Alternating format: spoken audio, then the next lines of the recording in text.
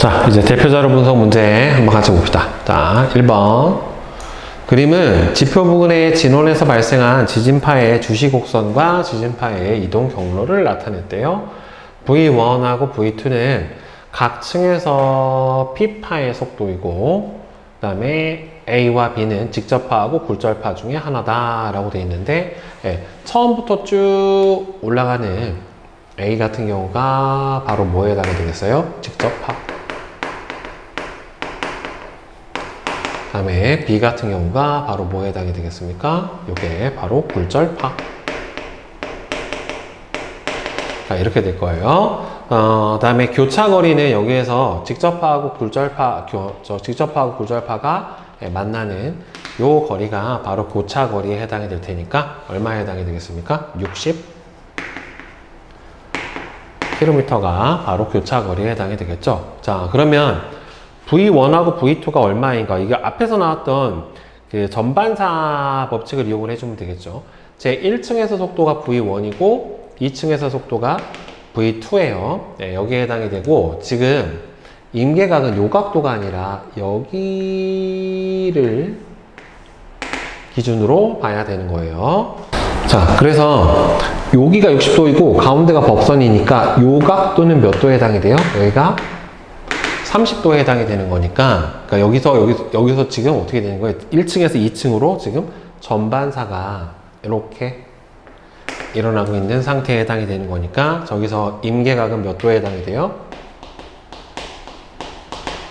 30도에 해당이 된다는 말이에요. 그죠? 스네르 법칙에 이어서, 그래서 사인 90도 분의 사인, 이때 임계각값 얼마예요? 30도가 V2분의 V1에 해당이 되는 거니까, 여기서 얼마니? 사인 90도가 1이니까 사인 30도면은 2분의 1이죠. 2분의 1은 V2분의 V1 이렇게 될 테니까, 그러면은 속도를 구해줘야 되겠네. 그러면 직접파가 도달하는 게 지금 60km 가는데 도달하는 데 걸리는 시간이 얼마였어요? 12초가 걸렸으니까 따라 직접파의 속도가 V1에 해당이 될 거고, 굴절파의 속도는 여기서 V2에 해당이 될 테니까, 직접파는 12초 동안에 60km를 갔으니까 5km/s 이렇게 될 거고, 그럼 얘가 5고, 그럼 이 녀석은 얼마가 나와야 돼요? V2는 10이 나와야 되겠죠. 따라서 굴절파 V2는 10km/s 이렇게 나오겠네요. 자, 그 다음에 봅시다. 굴절파가 교차거리까지 도달하는 데 걸리는 시간은, 자, 저기서 보면은 줄이 교차거리까지 가는데 걸리는 시간이 얼마였었냐면은 12초였었어요. 그죠? 12초. 그 다음에 A의 기울기의 역수값. A의 기울기의 역수값은 바로 뭐에 해당이 돼요? 즉, V1에서의 속도에 해당이 되겠죠. 왜 그러냐면 이 그래프가 나타내고 있는 게 여기가 시간이고 여기가 거리잖아요. 여기가 거리 그래프고 여기가 시간 그래프니까, 이게 거리분의 시간이니까 역수면 시간분의 거리에 해당이 되는 거니까 속도에 해당이 되겠죠. 자, 그 다음에 직접파가 제2층에서 반사돼서 지표에 다시 도달하는 지점에 지난 거리 기역은 제1층의 두께보다는 어떻게 됩니까? 당연히 더 크죠. 그러니까 여기서 물어본 게 직접파가 맞냐? 직접파가 제2층에서 반사돼서 지표에서 다시 도달하는 지점의 지난 거리 기역은 제1층의 두께보다는 더 크다. 그러니까 이게 이거잖아, 지금. 얘가 이렇게 돌아가는 요 거리가 지점의 지난 거리 기역은 제1층의 두께. 그러니까 여기잖아요, 요거. 여기서부터 여기까지. 제1층에. 그러니까 여기서부터 여기까지 요 거리가, 다음에는, 직접파가 제2층의 반사시 앞에 도달하는 지점의 지난 거리 기역은 제1층의 두께. 요 거리가 여기보다 더 클 거냐 작을 거냐 라고 물어본 거잖아요. 그렇죠? 근데 D가 2L 곱하기 V2 플러스 V1분의 V2 마이너스 V1으로 구해주니까 이게 이 값보다는 더 클 수밖에 는 없죠. 작을 수가 없지. 따라서 어떻다? 도달하는 지점이 지난 거리는 제 1층의 두께보다 더 크다죠. 크다. 자, 크다가 될 수밖에 없겠죠. 자, 그 다음에 5번 봅시다. 자, 5번 OX 문제 같은 경우에는 지금 답이 X55, X5예요. X55, X5, X55, X5. 자, 1층에서 지진파의 임계각은 60도가 아니라 아까 선생님이 몇 도라고 했어? 30도였죠. 그러니까 이렇게 들어갔었을 때 지금 준 각도가 요 각도를 지금 60도라고 줬는데 이 각도가 법선하고 이런 요 안쪽 각도가 입사각에 해당이 되니까 여기는 30도라 틀렸고, 지난거리 기억에서는 직접파가 먼저 도달하고, 다음 지난거리 120km인 곳에서는 직접파가 굴절파보다, 그쵸, 그래프 보면 나중에 도달하는 걸 알 수가 있고, 교차거리는 제 2층의 두께가 증가할수록 아까 선생님이 씩 써줬죠. 즉 제 2층의 두께하고는 상관이 없죠. 왜냐하면 교차거리는 제 1층의 두께가 지각의 두께에 해당이 되는 건데 결국에는 D는 2분의 L, 이게 교차거리잖아요. 루트 V2 플러스 V1분의 V2 마이너스 V1, 이렇게 해당이 되는 거니까 실제로 이 D는 결국에는 1층의 두께에 해당이 되는 거잖아요. 1층의 두께하고 교차거리하고는 서로 무슨 관계예요? 비례 관계에 해당이 되는 거죠. 그렇죠. 따라서 2층의 두께하고는 관계가 없습니다. 그죠? 다음에 5번. 제 1층의 두께 D는 2분의 교차거리 V2 플러스 V1분의 V2 마이너스 V1이기 때문에 여기서 보면은 제 1층의 두께 D, 이거는 2분의, 그래서 교차거리가 얼마가 나왔냐면 60이 나왔단 말이에요. 60 루트 V2가 10 플러스 V1이 5였죠. 얘는 10 마이너스 5 이렇게 나타나게 되니까 얘는 그러면은 2분의 60은 30 곱하기 루트 3분의 1이 되겠죠. 이게 15고 5에 해당이 되는 거니까 루트 15분의 5니까 루트 3분의 1에 해당이 되니까 그러니까 얘는 3분의 30 루트 3이니까 10 루트 3 km. 맞네요. 그렇죠? 이런 식으로 풀어주시면 돼요.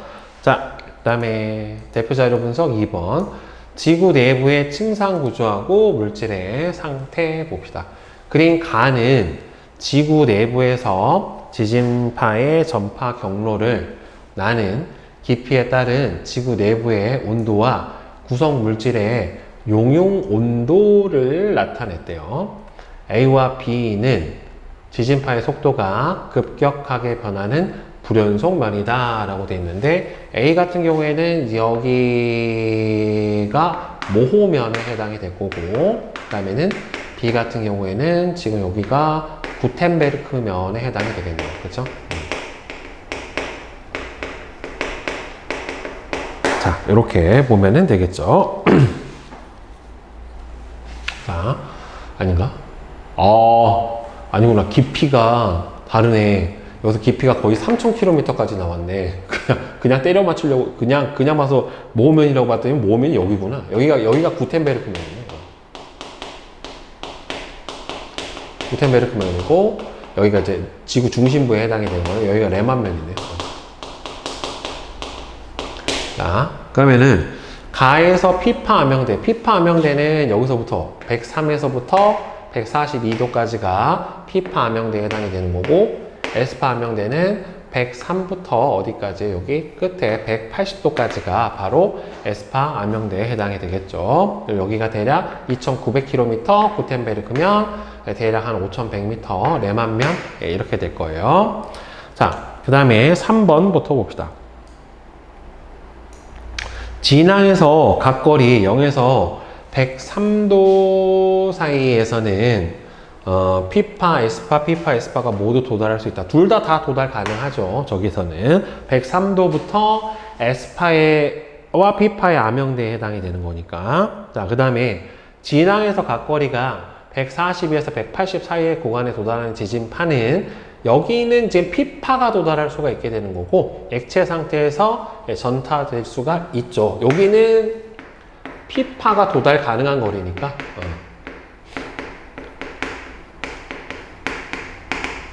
나에서 A와 B 사이의 구간의 물질은 여기가 구텐베르크면, 그러니까 레만면이니까 여기가 외핵 상태에 해당이 되는 거잖아요. 외핵.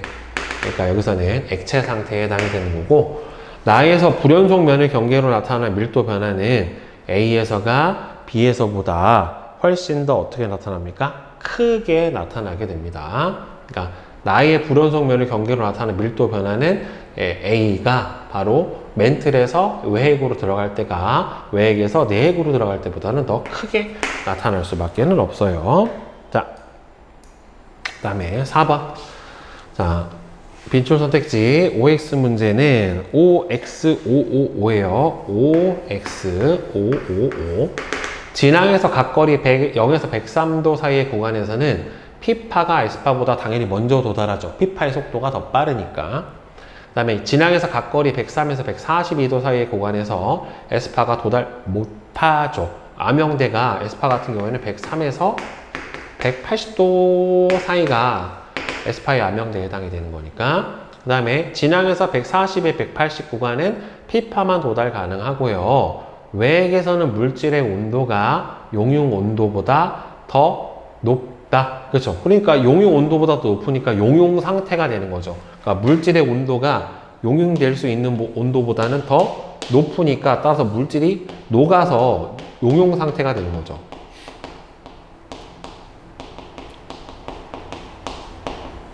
그 다음에 에스파 암형대로부터 외핵이 액체 상태임을 알 수가 있다. 예, 그렇죠. 맞죠. 통과가 안 되니까. 자, 이제 내신 맞춤 문제를 한번 풀어봅시다. 자, 1번부터 보자. 그림은 단층 활동으로 발생한 지진파가 사방으로 전파가 되는 모습을 나타냈대요. 자, A는 진앙 맞고 B가 진원에 해당이 되는 거고, A에서 관측소까지 거리를, 여기 A에서 관측소가 예를 들어서 여기 있다라고 하면은 진원 거리가 아니라 진앙거리라고 해야지 맞는 거니까 3번이 틀렸죠. 네, 진원으로부터 거리가 멀수록 PSC가 길어지는 것도 맞고요. 자, 그 다음에 2번. 자, 지진파에 대한 설명으로 옳은 것은 P파는 매질의 진동 방향이랑 파의 진행 방향이 수직이 아니라 나란합니다. S파가 수직이죠. S파는 고체만 통과를 할 수가 있다. 맞아요. 관측소에서의 진폭은 반대로 나왔어요. 반대로. 가장 많이 피해를 주는 파는 L파에 해당이 되는 거고, 가장 먼저 도착하는 거는 P파죠. 자, 다음에 3번. 그림은 어느 관측소에서 관측한 지진 기록을 나타냈대요. 맨 처음에 누가 도착합니까? P파 도착하고, 그 다음에는 S파 도착하고, 그 다음에는 L파 도착해요. 그래서 기억하고, 뒤에는, 그쵸, 실체파에 해당이 되는 P파하고 S파 맞고, 지진파의 속도는 디귿이 가장 느리죠. 네, 델타 T는, 이거는 S파 도달하고 S파가 도달을 하고 L파 도착할 때까지 걸린 시간이니까 PSC는 여기에 해당이 되는 거죠. 그래서 맞는 거는 1번 기억만 맞겠죠. 자, 그 다음에 4번 봅시다. 그림은 P파, S파, L파가 진행을 하는 모습을 순서 없이 나타냈다. 가 같은 경우에는 지금 뭐냐면은 횡파가 가고 있는 거니까, 따라서 뭐에 해당이 됩니까? P파가 아니라 S파가 진행을 하는 모습을 나타내게 되는 거고, 그 다음에 얘가 S파, 그 다음에 얘가 L파, 이 녀석이 바로 P파, 소밀 이렇게 앞뒤로 진동을 하면서 가니까. 자, 그 다음에 L파도 횡파에 해당이 돼요. 네, 이것도 횡파이기 때문에 지진파하고 매질의 진동 방향은 수직이고, 지진파의 전파 속도는 PSL 순으로 가야 되니까 다가 나가 되는 게 맞죠. 그래서 5번. 자, 그 다음에 5번 봅시다. 그림 가는 우리나라에서 발생하는 규모 2 이상 사는 4 이상의 지진의 발생 횟수를 나타냈대요. 2가 훨씬 많기는 하네요, 지금. 자, 규모 2 이상의 지진이 규모 4 이상의 지진보다는 일단 대체적으로 발생 횟수 자체가 일단 봐봐. 이거 0에서 4고 얘는 300이니까 훨씬 더 많은 거 맞죠? 그래서 일단 기억은 맞고요. 이 기간 동안에 규모 2 이상의 지진의 발생 횟수는 계속 증가하지는 않죠. 증가하다가 감소하고 다시 증가하는 형태니까 틀렸고, 우리나라에서 발생하는 지진은 그렇죠. 대부분이 단층 활동에 의해서 발생을 하는 게 맞아요. 활성단층대에서 발생을 하는 게 대부분에 해당이 되고, 우리나라는 판의 경계에 해당하지는 않고, 그다음에 뭐 화산으로 인해서 발생하는 것도 아니니까. 자, 그다음 6번. 그림은 어떤 지진이 발생했을 때 관측소 A부터 C의 지진을 기록한 주시곡선에 해당이 되고요. 이 주시곡선으로는 뭘 할 수 있어요? 진, 앙까지의 거리를 알 수가 있어요. 자, 따라서 아래에 있는 게 먼저 도달하는 얘는 P파 주시곡선이고, 위에 게 S파 주시곡선에 해당이 되는 거니까 X가 P파 주시곡선인 거는 맞고, A에서 PSC는 4분보다는 더 길다. PSC가 4분보다는 더 짧죠. 여기서 여기까지가 4분에 해당이 되는 거니까 틀렸고, B와 C의 지난 거리의 차는, 그럼 B하고 C가 5,500, 8,500이니까 3,000km 정도 차이가 나게 되는 게 맞죠. 따라서 3번이 맞게 되겠고요. 자, 그 다음에 7번 봅시다. 표는 어느 지지 관측소에 지진파가 도착한 시간을 나타냈는데, P파의 속도는 6, S파는 4, L파가 3 정도 나왔대요. 그러면 PSC는, 자, P파가 도착하고 S파가 도착할 때까지 걸리는 시간에 해당이 되니까 둘의 차이가 20초에 해당이 될 거예요. 그러면 이게 실제 진원까지 거리를 구하는 게, 자, P파, S파의 속도가 얼마예요? 4분의 D 마이너스 6분의 D. 이게 PSC 20초에 해당이 되는 거니까 12분의 2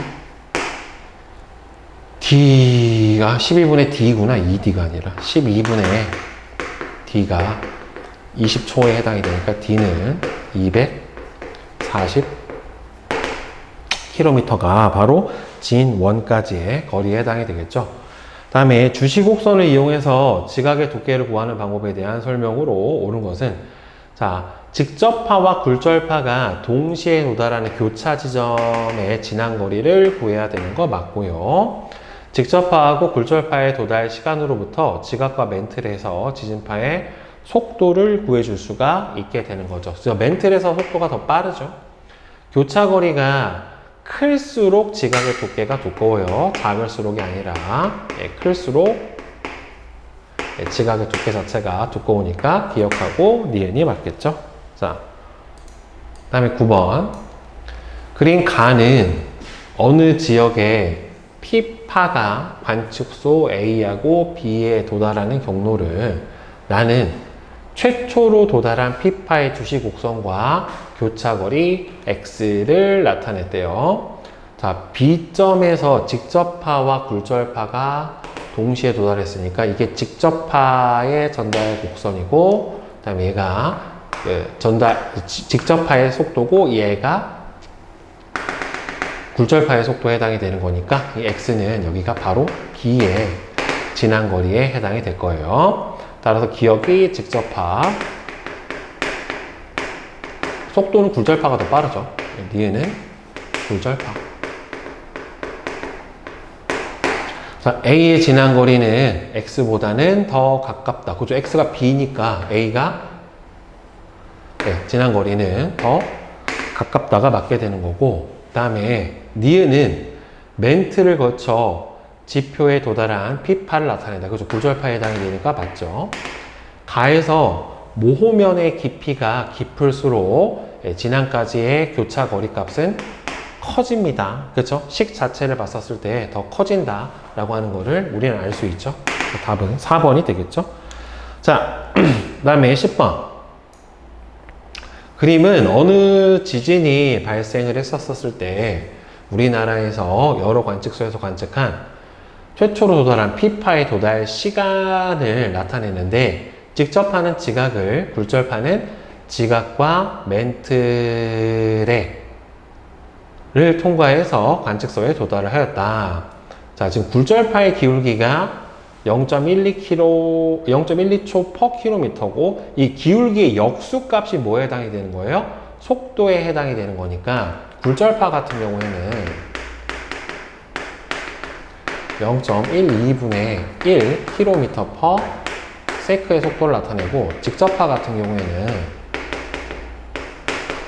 0.15분의 1km per sec에 해당이 됩니다. 자, 따라서 지각에서 피파의 속도분의 멘틀에서의 피파의 속도, 이게 멘틀 속도고 이게 그 지각에서의 속도에 해당이 되는 거죠. 그러면은 0.12분의 1분의 0.15분의 1에 해당이 되는 거니까 얼마니? 굴절파의 속도하고 직접파의 속도하고, 그러니까 지각에서 거꾸로 썼다. 직접파의 속도가 지각에서 속도니까 0.15분의 1분의 0.12분의 1 이렇게 해당이 되겠죠. 그러면은 12분의 15에 해당이 되는 거니까, 그러면은 15 4분의 5니까 1.25가 되는 거 맞네요. 그 다음에 지난 거리가 300km인 관측소에서는 직접파가 도달하지 않는다. 직접파가 도달 안 하지는 않죠. 하죠. 굴절파가 먼저 도달을 한 거네요. 지금 보니까. 그쵸? 도달하지 않는다는 아니고 굴절파가 먼저 도달을 하게 되는 거죠.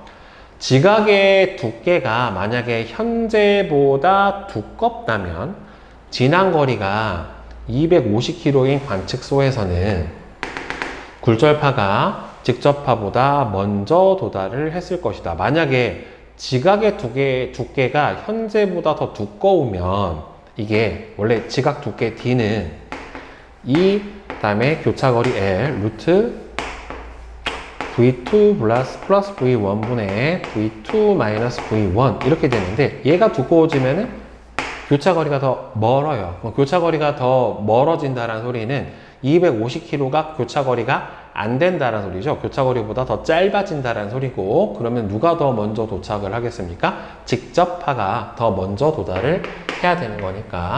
예, 그러니까 지난 거리, 교차거리보다 앞쪽은 직접파가 먼저 도달하고요. 교차거리보다 뒤쪽은 굴절파가 먼저 도달을 하게 되니까 두 개를 잘 구분을 해 주세요. 자, 그 다음에 11번. 표는 지구 내부의 연구 방법, 가부터 다에 대한 설명이다. 자, 지구 내부의 시료를 채취한다. 직접. 마그마에 포획되어 올라온 지하 물질을 분석을 하는 거 직접. 그 다음에 이거는 간접 방법에 해당이 되는 거죠. 따라서 1번 틀렸고, 이거 내핵은 어떻게 알아? 다에서 주로 표면파를 이용을 한다. 아니죠. P파, S파를 이용을 해주고, 다를 통해 지구 내부의 밀도를, 분포를 알 수가 있다. 맞죠? 이걸 통해서 내부의 상태, 지진파의 속도 이런 걸 보고서 밀도도 측정을 해주죠. 자, 그 다음에 12번. 그림은 지구 내부에서 깊이에 따른 P파와 S파의 속도 분포를 나타냈답니다. 기억이 P파의 속도 분포에 해당이 되는 거고, 니은이 바로 S파의 속도 분포에 해당이 되겠죠. 따라서 기억은 틀렸고, A는 멘틀에 해당이 되는 거니까 고체 상태고요. B하고 C는 외핵, 내핵에 해당이 되는 거니까 철과 니켈인 거 맞죠. 따라서 3번이 맞게 되고요. 자, 그 다음에 13번. 그림은 지구 내부 구조와 지진파의 전파 경로를 나타낸 거래요. A는 지금 103도 안쪽에 해당이 되는 거니까 여기는 P파하고 S파가 모두 도달이 다 가능하니까 틀렸고, 110에서는 약한 P파가 측정이 되는 곳이죠, 여기가. 그죠? 그래서 110도 지점에서는 P파, S파가 모두 도달 안 돼요. B에 도달한 지진파 액체 상태 층인 외액을 통과해서 들어왔으니까 P파에 해당이 되죠. 맞죠? 그래서 디귿만 맞아요. 다음에 14번. 그림은 지구 내부의 밀도와 온도 변화 그래프를 나타낸 것이다. 니은이 밀도 그래프죠. 갑자기 층상 구조가 확확 바뀌는 거. 비교적 일정하게 증가하는 기억이 바로 온도의 곡선 그래프에 해당이 돼요. 지구 내부의 불연속 면에서 온도가 급격하게 증가를 하는 게 아니라 밀도가 급격하게 증가를 하게 되는 거니까 틀렸고, A부터 C를 구분할 경우에는 그쵸, 온도보다는 밀도가 변화가 더 크게 나타나게 되니까 밀도를 사용을 하는 게 더 유용을 하죠. 구성 성분의 변화는 A와 B의 경계보다 B하고 C의 경계가 더 크다. 아니죠. A와 B가 결국에는 여기가 구텐베르크면인데 멘틀하고 외액이 훨씬 더 크게 나타나게 되겠죠. 그렇죠. 감람암질에서 철하고 니켈 성분으로 바뀌는 거니까. 자, 다음 15번. 그림은 깊이에 따른 지구 내부의 온도와 구성 물질의 용융 곡선을 나타냈는데, 지금 용융 온도보다 지구 내부 물질의 온도가 더 높으니까 이 상태는 물질이 무슨 상태가 되는 거예요? A, B층에서 물질의 용융 상태가, 용융이 되는 용융 상태가 되니까 여기서는 이제 액체 상태로 존재를 하게 되는 거죠. 자, A가 바로 구텐베르크 면에 해당이 되는 거고,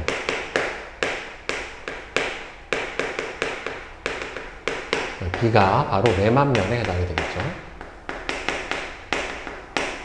자, A와 B 구간에서 물질은 그쵸, 용융되어 있는 물질의 상태니까 액체 상태로 존재를 해야지 맞게 되는 거고, 불연속 면에서 지진파의 속도 변화는 A에서가 B에서보다는 어떻게 나타납니까? 더 크게 나타나게 됩니다. 밀도 변화가 더 크게 나타나기 때문에. 다음에 P파의 암형대 범위로부터 B의 깊이가 아니라 A의 깊이를 알아낼 수가 있게 되는 거죠. 따라서 기억이 맞죠. 다음 16번.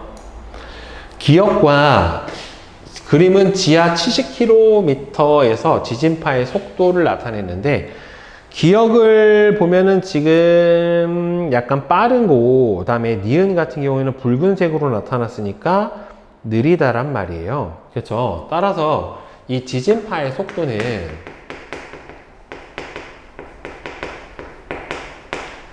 지진파의 속도를 결정을 하는 거는 결국에는 밀도하고 온도인데, 지진파의 속도는 밀도가 크고 온도가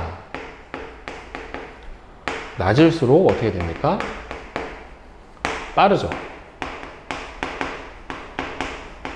밀도가 크고 온도가 낮을수록 빠르니까, 따라서 지금 기억이 푸른색으로 니은 빨간색보다 더 빠르다란 말이에요. 그러니까 기억이 밀도가 니은보다 더 크고 온도가 더 낮은 지점에 해당이 된다라고 해석을 해 볼 수가 있겠지요. 그죠?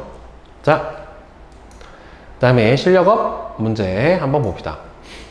그림은 어느 지진이 발생을 해서 관측소에 지진파가 도달하는 최단 경로랑 관측 정보를 나타냈는데, 지금 보면은 P파 최초 도달 시간 15초, PSC가 10초에 해당이 된대요.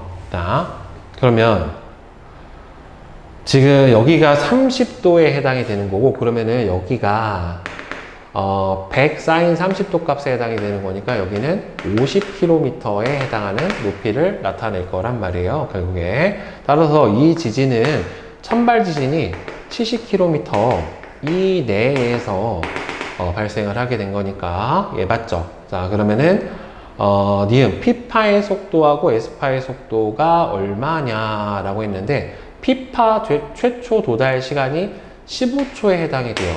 그러면 진원까지 거리가 여기서 그러니까 P파의 속도가 VP는 15분의 100에 해당이 되는 거니까 얼마가 되니? 나눠주면 3분의 20km/s에 해당이 되겠죠. 따라서 S파의 속도분의 진원까지 거리가 100이지. 마이너스 3분의 20분의 3분의 20분의 100에 해당이 되는 거니까, 따라서 얘가 얼마가 되니?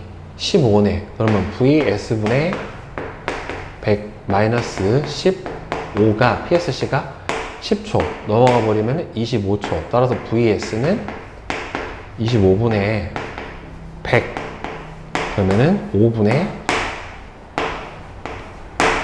20 이렇게 나타나니까 4에 해당이 되죠. 4면은 3분의 12km/s에 해당이 되는 거니까 에스파의 속도에 몇 배에 해당이 돼요? 3분의 5배에 해당이 되는 게 맞죠. 자, 다음에 진앙까지 거리가 200km인 관측소에서 PSC는 20초보다는 더 길다라고 되어 있는데, 이 진앙까지 거리가 200km인 관측소에서 PSC는 20초보다 더 길다. 그럼 진앙까지 거리가, 그럼 요 거리가 얼마가 나오는 거예요, 여러분들? 요 거리가. 진원이 아니라 여기가 진앙으로 보는 거죠. 진앙. 그럼 요 거리를 봐야 되는데, 빗변분의 여기가 2분의 1. 그러면 이 값이 얼마가 돼? 2대 1 때 루트 3이니까 여기가 50 루트 3 킬로미터에 해당이 될 텐데, 진앙까지 거리가 200km가 돼버리면은 몇 배니? 이거에 2배가 넘죠. 1.732에 해당이 되는 거니까 100에다가 100, 1700이니까 2배가 넘어가 버리네. 그치? 그러니까 이게 200km가 얘보다 더 머니까, 그럼 PSC는 20초보다 더, 2배가 되면 20초가 될 텐데 20초보다는 더 길어지겠죠. 그래서 기억, 니은, 디귿 5번이 맞게 되겠네요. 자, 그 다음에 2번. 그림은 어느 지진에서 발생한 피파가 지각과 멘트를 통과해서 두 지역 가와 나에서 관측된 주시곡선을 나타냈다라고 되어 있는데, 지금 주시곡선에서 진앙까지의 거리가 여기서 S1이고 얘는 S2에 해당이 돼요. 진앙까지 거리가. 그러니까 둘이 만나는데 걸리는 시간이 어떻게 됐다? 지금 S2가 S1보다는 더 길었다. 도착 시간 자체도 더 길었고. 자, 그러면 직접파와 굴절파가 동시에 도달하는 교차 지점까지의 거리는 가가 나보다 더 가깝죠. 진앙까지 거리가 더 가까우니까. 직접파가 진앙에서 거리 S2까지 도달하는 데 걸리는 시간은 가가 나보다 더 짧다. 직접파가 S2까지 도달하는 데 걸리는 시간이 훨씬 길지. S2까지 도달하는 데 걸리는 시간은 가하고 나하고 보면은 진앙까지 거리가, 이거는 그냥 둘이 같은 거 아닌가? S2에서 여기서는 3칸이고 4칸이기 때문에 여기서는 같아야죠. 왜? 어차피 여기까지 도달하는 데 걸리는 시간인 거고, 여기가 이렇게 나타나는 거고, 얘는 여기서부터 여기까지, 이게 직접파의 기울기에 해당이 되는 거니까 여기까지 도달하는 데 걸리는 시간은 둘 다 3칸으로 좀 더 짧다가 아니라 같죠. 그 다음에 지각의 두께는 가가 나보다 더 얇다. 그쵸? 왜 그러냐면은 어차피 속도는 똑같은데 이게 지각의 두께 D가 진앙까지의, 교차 지점까지의 거리에 비례해서 나타나게 되니까 지각의 두께는 가가 나보다 얇다라고 보는 게 맞겠죠. 왜? 진앙까지 거리가 어떻게 되니까? 더 짧으니까. 자, 그 다음에 3번. 그림은 어떤 지진파가 지구 내부를 통과하는 모습을 나타냈는데, A는 이 지진파가 도달하지 않은 암영대려 103부터 142도까지 도달하지 않은 걸로 봐서는 이 지진파는 무슨 파에 해당이 되는 겁니까? P파에 해당이 되는 거고, 횡파가 아니라 종파가 돼야 되겠죠. A로부터 구텐베르크 불연속면이 존재한다는 것을 알아냈다. 그쵸? 외핵과 멘틀의 경계면의 있는 거를 피파를 통해서 알아냈고, 레만면도 마찬가지예요. 결국에는 남극점에서 만약에 지진이 발생을 한다면 A의 위도 범위는, 암영대의 위도 범위는 지금 북극에서 발생을 했었을 때가 지금 103에서 142, 여기가 180도에 해당이 되는 거잖아요. 그러면은 여기에서 거꾸로 103에서 142면은 가운데를 90도를 기준으로 해서 섰을 때, 그럼 여기서부터 여기까지가 얼마가 차이가 나니? 180도가 되려면은 103에서 142, 남극점에서 지진이 발생을 하게 되면은 142에서 180도 사이가 차이가 나는 게 30, 얼마가 차이가 나는 거야? 38도. 그 다음에는 103이면은 여기서부터 여기까지가, 여기서부터 103, 여기서부터 142 이렇게 될 텐데, 그러면 A의 위도 범위는 103이면은 90도에서 13도를 더 가는 거고, 그 다음에는 90도에서 13도 더 가고, 그 다음에는 90도에서 지금 몇 도 내려왔니? 42도 내려왔으니까 90도에서 42도로 올라가 버리면은 90도에서 13도 맞고, 13도에서 둘이 얼마 차이 나냐? 103하고 42면은 39도 차이가 나는 거죠. 그럼 여기서 39도를 위로 가버리면 플러스 39가 돼버리면 52. 그러니까 이게, 보세요. 여기가 진원지가 북극점이라고 했었을 때, 자, 지금 여기가 딱 적도를 기준으로 했었을 때가 여기가 딱 90도가 나오잖아요. 이렇게.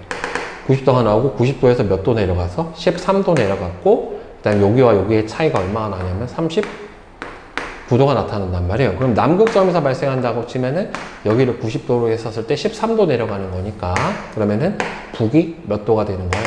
13도. 그러니까 가운데가 적도가 되는 거잖아요, 여기가. 북이 13도, 그 다음에 13도에서 39도 더해주면은 북이 52도. 여기가 북이 90도에 해당이 되는 거니까, 따라서 맞네요. 그래서 니은하고 디귿 4번에 해당이 되겠지. 적도가 위도 0도인 거를 생각을 하고 또 풀어줘야 되는 거예요. 전체 각도로 생각을 해서 풀어주면은 안 되고. 그러니까 103에서 42는 90도를 빼주면 남위 13도에서 남위 52도까지 해당이 되는 거예요. 결국에는 얘는. 여기서는 북이니까 반대로 북이 13도에서 북이 52도가 되겠죠. 남극점에서 발생을 한다고 하면은. 네. 자, 그 다음에 4번. 그림은 지진파의 단면 영상을 나타냈는데 A에서는 판의 경계가 존재를 한다라고 되어 있는데, 지금 요 부분이 지금 지진파의 속도가 빠른 푸른색 변에 해당이 되는 거니까 여기가 섭입대란 말이에요.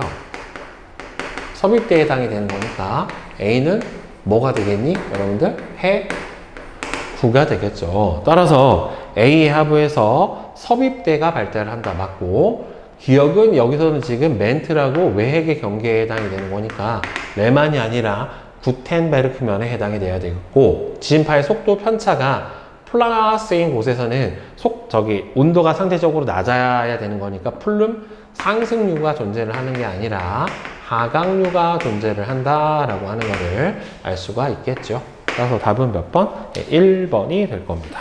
네.